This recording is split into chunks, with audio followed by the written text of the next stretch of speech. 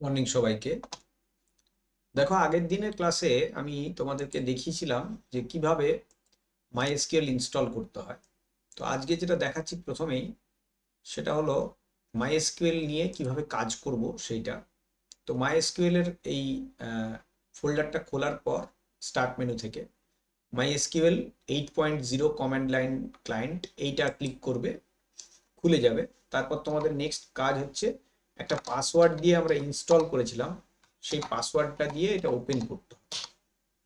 ঠিক আছে, এইভাবে ওপেন করবে। ফন্টটাকে একটু বড় করছি যাতে চট করে দেখে বুঝতে পারো, তার জন্য একটু ফন্ট সাইজটা বড় করছি। এবার এটাতে দেখো তোমাদের হয়তো দেখতে একটু সুবিধা হবে। তো এইবার মাইএসকিউএল এর ভেতরে আমি নেক্সট যেটা কাজ করব সেটা হচ্ছে আমরা একটা ডেটাবেস তৈরি করব। প্রথমে দেখে নিই কিভাবে ডেটাবেস তৈরি করে। তো লিখলাম ক্রিয়েট ডেটাবেস স্কুল। স্কুল নামের একটা ডেটাবেস আমি তৈরি করছি, এরকম একটা কমান্ড দিয়ে তৈরি করলাম। এবার সেটা তৈরি হয়েছে কিনা কিভাবে দেখবো, লিখতে হবে শো ডেটাবেসেস। ডেটাবেসেস এইটা লিখলে কি হবে, কি কি ডেটাবেস আছে সেগুলো দেখাবে। দেখো, স্কুল বলে একটা ডেটাবেস তৈরি হয়ে গেছে, লিস্টের মধ্যে স্কুল আছে। বাকিগুলো ছিল, একটা দুটো হয়তো আহ, আগে আমি তৈরি করেছি, আর দু একটা এখানে ছিল। তো স্কুলটার ভেতরে আমি স্কুলটা যখন আমরা ব্যবহার করব তখন কিভাবে করব, এবার আমাদের লিখতে হবে ইউজ স্কুল। এটা যদি লিখি তাহলে এই ডেটাবেসটার মধ্যে আমরা কাজ করতে পারবো।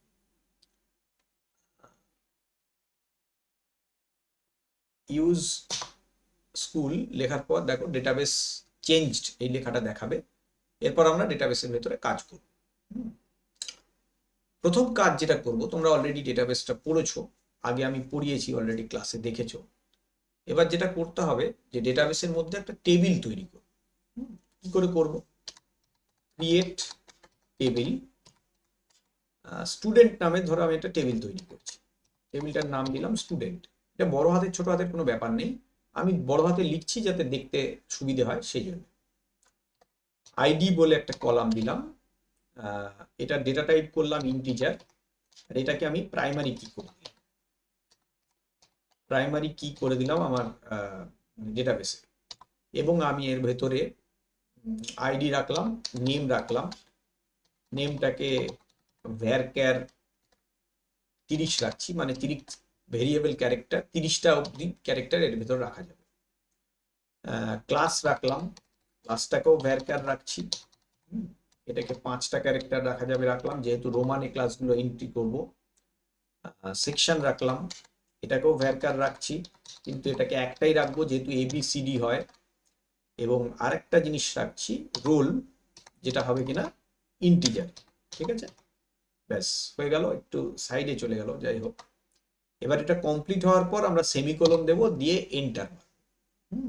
এবার ইন্ট লিখেছি কিন্তু ওটা খেয়াল করো, দিয়ে এবার এন্টার মারবো, ডেটাবেসটা মানে টেবিলটা তৈরি হয়ে গেছে।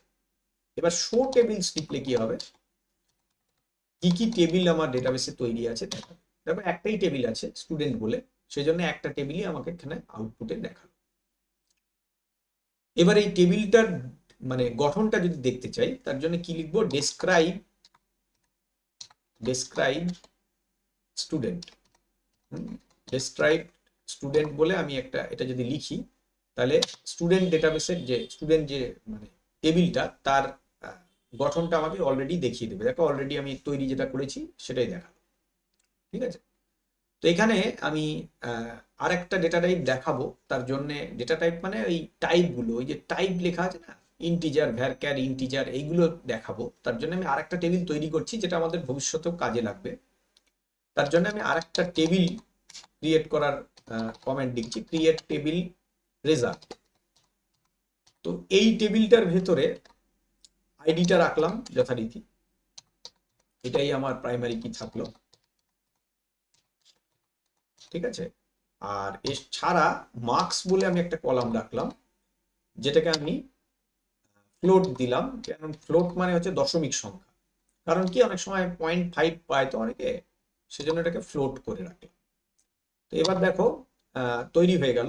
এবার দেখো আমি শো ডেটাবেসেস টেবিলস যখন করব, তখন দেখো দুটো টেবিল যেহেতু আছে, সেই জন্য আমাকে স্টুডেন্ট রেজাল্ট বলে দুটো টেবিল দেখা। ঠিক আছে, তো এইভাবে আমরা কি করতে পারি, আমরা টেবিল তৈরি করতে পারি ডেটাবেসে, এবং ডেটাবেসটাকে তৈরি করতে পারি এইভাবে। এবার যদি তোমরা চাও ডিলিট করতে, তাহলে টেবিলকে সহজে ডিলিটও করতে পারবে, সেটা আমি অন্য দিন দেখাবো। আজকেরটাতে যেটা দেখালাম মূলত তোমাদেরকে, সেটা হচ্ছে কিভাবে টেবিল তৈরি করে এবং টেবিলের কয়েকটা ডেটা টাইপ সম্পর্কে দেখালাম। তো আমাদের মূলত 3 ধরনের কমান্ড আছে টেবিল সম্পর্কিত, সবকটাই হচ্ছে টেবিলের গঠন সম্পর্কিত কমান্ড। একটা হলো ক্রিয়েট টেবিল, যেটা আমি আজকের ক্লাসে তোমাদের দেখালাম। এরপর যেটা আছে সেটা হলো অল্টার টেবিল আছে, মানে টেবিলকে যদি আমরা বিভিন্ন রকম ভাবে চেঞ্জ করতে চাই, মানে কলাম অ্যাড করলাম, কলাম ডিলিট করলাম, কলাম মডিফাই করলাম, তখন সেগুলো অল্টার কমান্ড দিয়ে করা যাবে। অথবা যদি আমরা গোটা টেবিলটাকেই ডিলিট করতে চাই, সেটাও আমরা ড্রপ কমান্ড ব্যবহার করে করতে পারবো। ঠিক আছে, তো থ্যাংক ইউ সকলকে। পরবর্তী ক্লাসে আবার এসকিউএল এর কিছু কমেন্ট নিয়ে আসছি। আজকে এইটুকুই রাখলাম।